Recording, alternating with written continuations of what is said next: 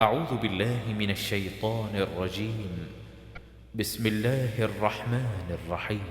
إذا زلزلت الأرض زلزالها زمین بھونچال سے ہلا دی جائے گی۔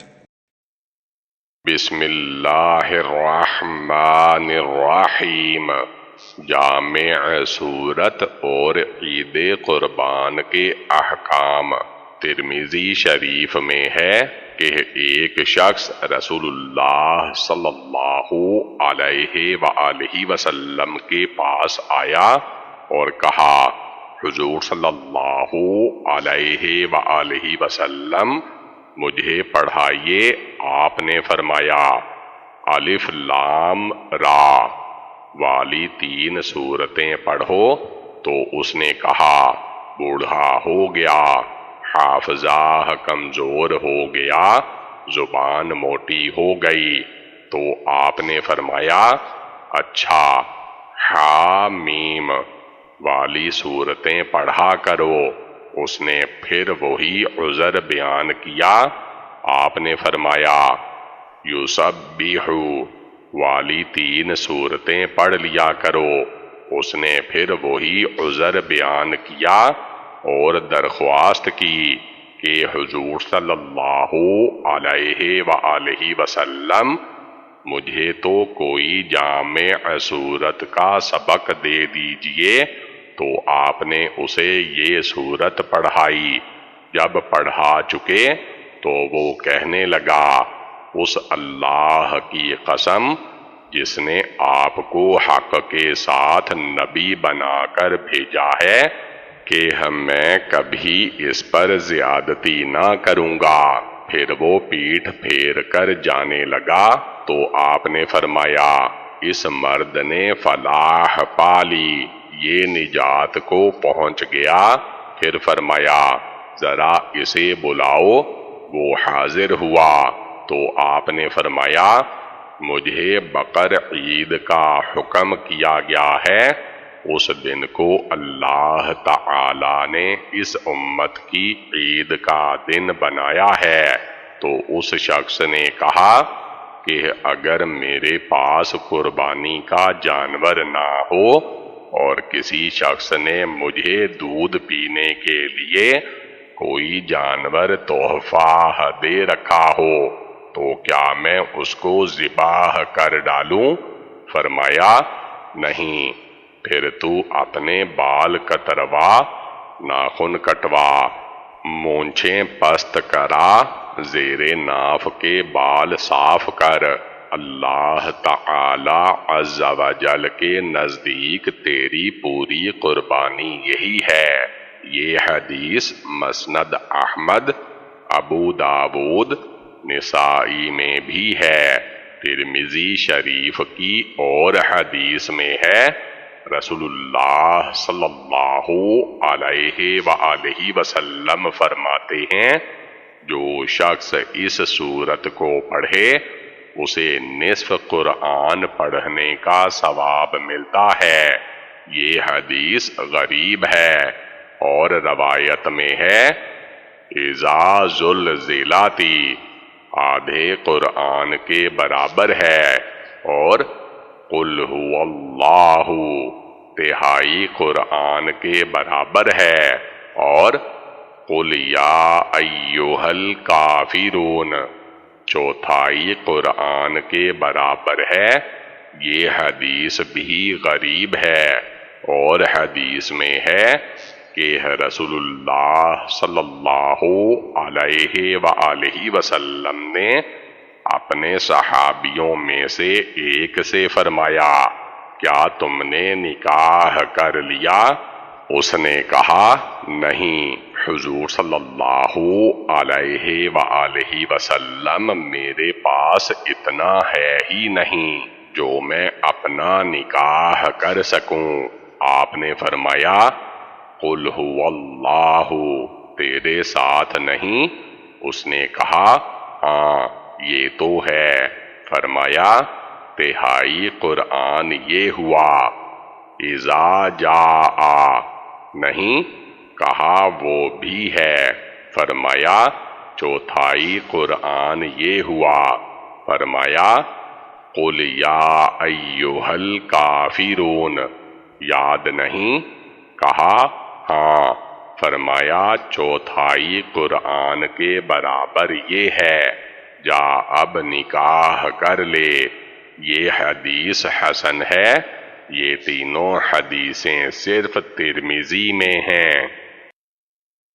أخرجت الأرض أثقالها زمین اپنے اندر کے بوجھ نکال ڈالے گی۔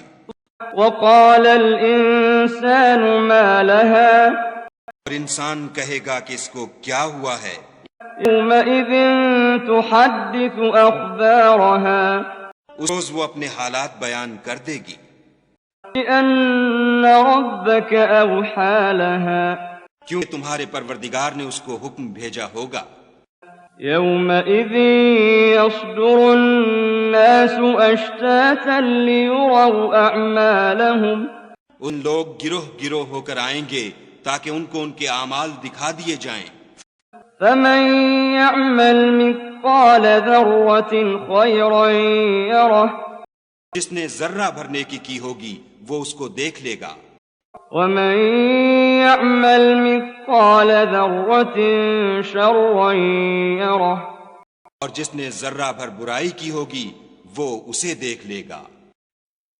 اذا زلزلت الارض زلزالها، مرحلہ وار قیامت، زمین اپنے نیچے سے اوپر تک کپ کپانے لگے گی اور جتنے مردے اس میں ہیں سب نکال پھینکے گی، جیسے اور جگہ ہے یا ایھا الناس اتقوا ربکم ان زلزلۃ الساعۃ شیء عظیم، لوگو اپنے رب سے ڈرو، یقین مانو کہ قیامت کا زلزلہ، اس دن کا بھونچال بڑی چیز ہے۔ اور جگہ ارشاد ہے وَإِذَا الْأَرْضُ مُدَّتْ، جبکہ زمین کھینچ کھانچ کر برابر ہموار کر دی جائے گی اور اس میں جو کچھ ہے وہ اسے باہر نکال دے گی اور بالکل خالی ہو جائے گی۔ صحیح مسلم شریف میں ہے، رسول اللہ صلی اللہ علیہ وآلہ وسلم فرماتے ہیں زمین اپنے کلیجے کے ٹکڑوں کو اگل دے گی، سونا چاندی مل ستونوں کے باہر نکل پڑے گا، قاتل اسے دیکھ کر افسوس کرتا ہوا کہے گا کہ ہائے، اسی مال کے لیے میں نے فلاں کو قتل کیا، آج یہ یوں ادھر ادھر بکھر رہا ہے، کوئی آنکھ بھر کر دیکھتا بھی نہیں۔ اسی طرح صلہ رحمی توڑنے والا بھی کہے گا کہ اسی کی محبت میں آ کر رشتہ داروں سے میں سلوک نہیں کرتا تھا۔ چور بھی کہے گا کہ اسی کی محبت میں میں نے ہاتھ کٹوا دیے تھے۔ غرض وہ مال یوں ہی بکھرا پھرے گا، کوئی نہیں لے گا۔ انسان اس وقت ہکا بکا رہ جائے گا اور کہے گا یہ تو ہلنے جلنے والی نہ تھی بلکہ ٹھہری ہوئی بوجھل اور جمی ہوئی تھی، اسے کیا ہو گیا کہ یوں بید کی طرح تھرانے لگی۔ اور ساتھ ہی جب یہ کہے گا کہ تمام پہلی پچھلی لاشیں بھی زمین نے اگل دیں تو اور حیران و پریشان ہو جائے گا کہ آخر اسے کیا ہو گیا ہے۔ پس زمین بالکل بدل دی جائے گی اور آسمان بھی، اور سب لوگ اس قہار اللہ کے سامنے کھڑے ہو جائیں گے۔ زمین کھلے طور پر صاف صاف گواہی دے گی کہ فلاں فلاں شخص نے فلاں فلاں زیادتی اس شخص پر کی ہے۔ حضور صلی اللہ علیہ وآلہ وسلم نے اس آیت کی تلاوت کر کے فرمایا، جانتے بھی ہو کہ زمین کی بیان کردہ خبریں کیا ہوں گی؟ لوگوں نے کہا، اللہ تعالی اور اس کے رسول ہی کو علم ہے۔ تو آپ نے فرمایا، جو جو اعمال بنی آدم نے زمین پر کیے ہیں وہ تمام وہ ظاہر کر دے گی کہ فلاں فلاں شخص نے فلاں نیکی یا فلاں بدی فلاں جگہ فلاں وقت کی ہے۔ امام ترمذی اس حدیث کو حسن صحیح غریب بتلاتے ہیں۔ معجم طبرانی میں ہے کہ آپ نے فرمایا، زمین سے بچو، یہ تمہاری ماں ہے۔ جو شخص جو نیکی بدی اس پر کرتا ہے یہ سب کھول کھول کر بیان کر دے گی۔ یہاں وحی سے مراد حکم دینا ہے۔ اوحا اور اس کے ہم معنی افعال کا صلاح حرف لام بھی آتا ہے۔ الہ بھی مطلب یہ ہے کہ اللہ اسے فرمائے گا کہ بتا، اور وہ بتاتی جائے گی۔ اس دن لوگ حساب کی جگہ سے مختلف قسموں کی جماعتیں بن بن کر لوٹیں گے۔ کوئی بد ہوگا، کوئی نیک، کوئی جنتی بنا ہوگا، کوئی جہنمی۔ یہ معنی بھی ہیں کہ یہاں سے جو الگ الگ ہوں گے تو پھر اجتماع نہ ہوگا۔ یہ اس لیے کہ وہ اپنے اعمال کو جان لیں اور بھلائی برائی کا بدلہ پا لیں گے۔ اسی لیے آخر میں بھی بیان فرما دیا، رسول اللہ صلی اللہ علیہ وآلہ وسلم فرماتے ہیں کہ گھوڑوں والے 3 قسم کے ہیں، ایک اجر پانے والا، ایک پردہ پوشی والا، اور ایک بوجھ اور گناہ والا۔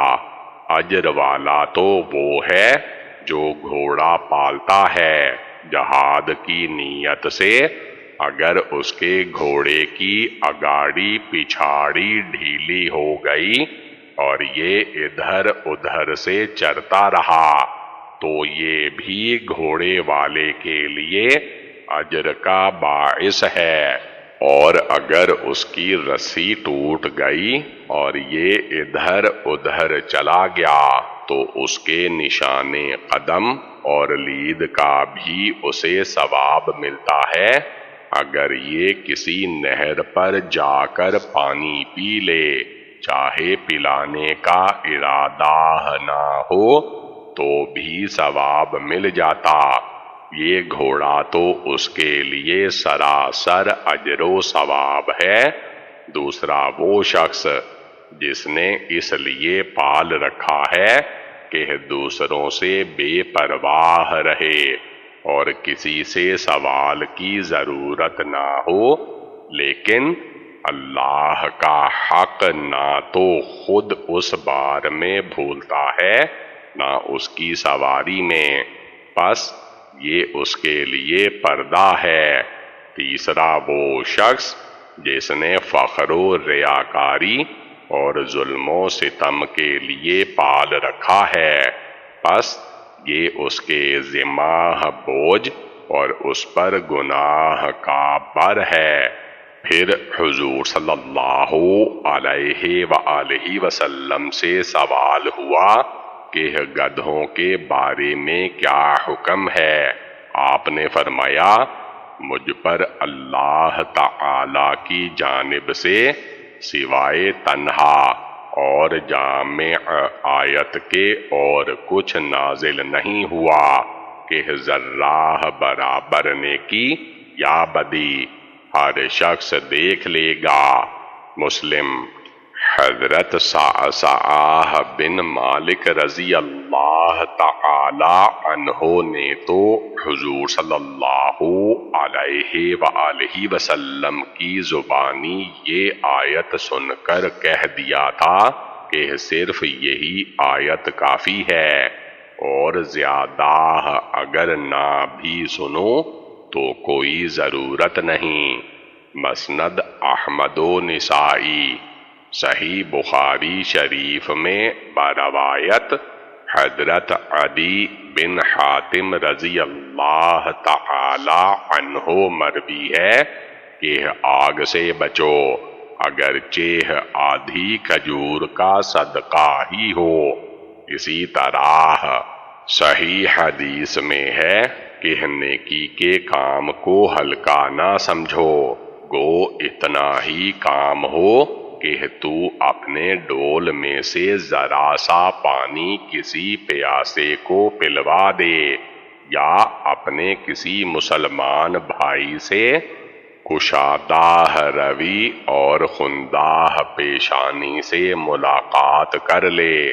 دوسری ایک صحیح حدیث میں ہے کہ سائل کو کچھ نہ کچھ دے دو، گو جلا ہوا کھر ہی ہو۔ مسند احمد کی حدیث میں ہے، اے عائشہ گناہوں کو حقیر نہ سمجھو، یاد رکھو کہ ان کا بھی حساب لینے والا ہے۔ ابن جریر میں ہے کہ حضرت ابو بکر صدیق رضی اللہ تعالی عنہ جناب رسول اللہ صلی اللہ علیہ وآلہ وسلم کے ساتھ کھانا کھا رہے تھے کہ یہ آیت اتری، تو حضرت صدیق نے کھانے سے ہاتھ اٹھا لیا اور پوچھنے لگے کہ یا رسول اللہ صلی اللہ علیہ وآلہ وسلم، کیا میں ایک ایک ذرے برابر کا بدلہ دیا جائے گا؟ تو آپ صلی اللہ علیہ وآلہ وسلم نے فرمایا، اے صدیق، دنیا میں جو جو تکلیفیں تمہیں پہنچی ہیں یہ تو اس میں آ گئیں، اور نیکیاں تمہارے لیے اللہ کے ہاں ذخیرہ بنی ہوئی ہیں، اور ان سب کا پورا پورا بدلہ قیامت کے دن تمہیں دیا جائے گا۔ ابن جریر کی ایک اور روایت میں ہے کہ یہ سورت حضرت ابو بکر رضی اللہ تعالی عنہ کی موجودگی میں نازل ہوئی تھی۔ آپ اسے سن کر بہت روئے۔ حضور صلی اللہ علیہ وآلہ وسلم نے سبب پوچھا تو آپ نے فرمایا، مجھے یہ صورت رلا رہی ہے۔ آپ نے فرمایا، اگر تم خطا اور گناہ نہ کرتے کہ تمہیں بخشا جائے اور معاف کیا جائے تو اللہ تعالی کسی اور امت کو پیدا کرتا جو خطا اور گناہ کرتے، اور اللہ انہیں بخشتا۔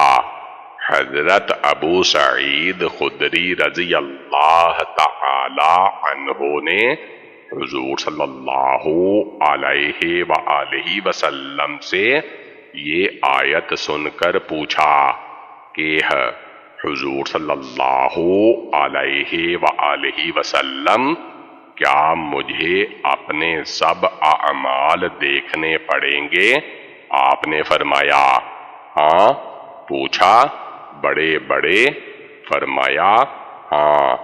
پوچھا، اور چھوٹے چھوٹے بھی؟ فرمایا، ہاں۔ میں نے کہا، ہائے افسوس۔ آپ نے فرمایا، ابو سعید خوش ہو جاؤ، نیکی تو 10 گنے سے لے کر 700 گنے تک، بلکہ اس سے بھی زیادہ تک اللہ جسے چاہے گا، ہاں، گناہ اسی کے مثل ہوں گے یا اللہ تعالی اسے بھی بخش دے گا۔ سنو، کسی شخص کو صرف اس کے اعمال نجات نہیں دے سکیں گے۔